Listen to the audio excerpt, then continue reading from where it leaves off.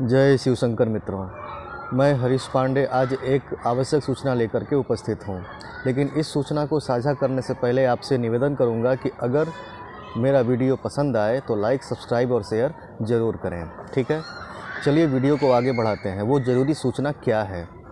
ये ज़रूरी सूचना है कि 3 सितंबर दिन शुक्रवार को एकादशी तिथि है।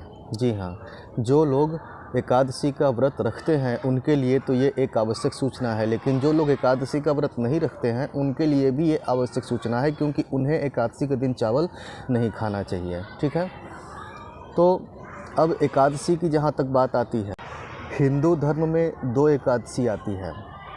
महीने में 2 एकादशी आती है, एक शुक्ल पक्ष की एकादशी और दूसरी कृष्ण पक्ष की एकादशी। तो गृहस्थों को हमेशा शुक्ल पक्ष के एकादशी का ही व्रत रहना चाहिए। भाइयों, अगर पूरी सावधानी और निष्ठा के साथ एकादशी का व्रत किया जाए ना, तो फिर जीवन की काया पलट ही हो जाती है। लेकिन हम पूरी सावधानी और निष्ठा नहीं रख पाते हैं। निष्ठा हो तो भी हमसे कोई न कोई भूल चूक ज़रूर होती है। बहुत से लोग मुझसे कहते हैं कि यार, मैं तो वर्षों से एकादशी का व्रत करता आ रहा हूँ, सोमवारी व्रत करता आ रहा हूँ, पूर्णिमा का व्रत ये वो करता आ रहा हूँ, लेकिन मुझे पर्याप्त परिणाम ही नहीं मिले। जैसा उससे संबंध में लाभ बताए गए हैं कि ये हो जाएगा, वो हो जाएगा, वैसा कुछ मिला ही नहीं। हाँ, ये कैसे, ऐसा कैसे हो सकता है? तो मैं आपको बतला दूँ कि हमसे एक भूल होती है जो कि आम तौर पर हो ही जाती है, सभी से होती है। तो आपको केवल उसमें सावधानी रखनी है। उसके बाद तो फिर आपका वही व्रत आपको दिन दूना रात चौगुना तरक्की देने लगेगा। ठीक है, और वो भूल है क्या कि आपको व्रत के दिन किसी की निंदा चुगली नहीं करनी है। दिखने में बहुत छोटी सी बात आपको लगेगी, लेकिन बहुत इम्पॉर्टेंट बात है मित्रों, क्योंकि किसी की निंदा चुगली करने से उसके पाप दोष हमें प्राप्त होते हैं। अब आप ये बताइए कि व्रत करके आपने अपने पुण्यों को बढ़ाया या भूल करके आपने अपने पाप दोषों को बढ़ा लिया?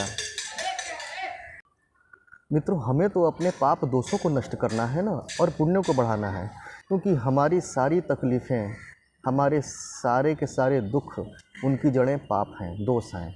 इस जन्म के पाप और पिछले जन्म जन्मांतरों के पाप इसके कारण हैं। तो हमें क्या करना है? सुखी जीवन जीने के लिए हमें अपने पुण्यों को बढ़ाना है, और इतना बढ़ा देना है कि सारे पाप जल करके नष्ट हो जाएं। और हम इसी मामले में जागरूकता नहीं दिखा पाते हैं।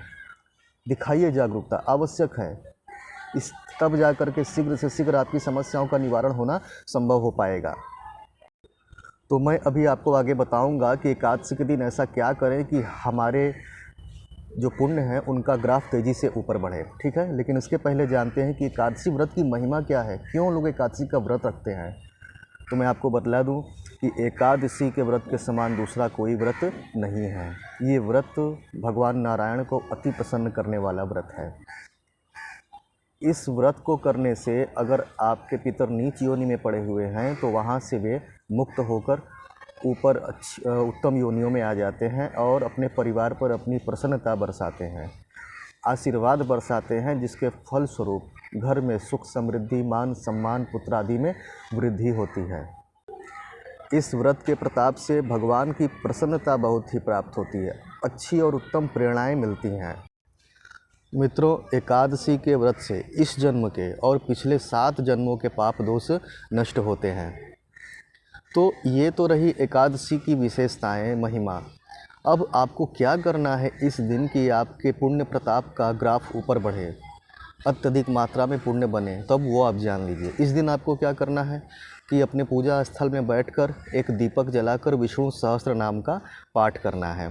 अगर विष्णु सहस्त्र नाम नहीं है आपके पास तो गुरु मंत्र या इष्ट मंत्र की 10 माला जप कर लेनी है। अगर आप इतना भी करते हैं तो एक बात बतला दूं, अगर आपके घर में झगड़ा कलह रहता हो तो वो भी धीरे धीरे समाप्त हो जाएगा। ठीक है, अब बात ये आ गई कि आखिर में आपको महत्वपूर्ण बात जो बतानी थी वो बता दूं कि इस दिन आप एक श्लोक का ज़्यादा से ज़्यादा बार उच्चारण कीजिए या मन ही मन उसका जप कीजिए। ये एक ऐसा श्लोक है कि जिसके उच्चारण से विष्णु सहस्त्र नाम के पाठ का भी फल प्राप्त होता है। जी हाँ, और वो श्लोक है, राम रामेति रामेति रमे रामे मनोरमे सहस्त्र नाम तत्तुल्यम श्री राम नाम वरानने। ठीक है।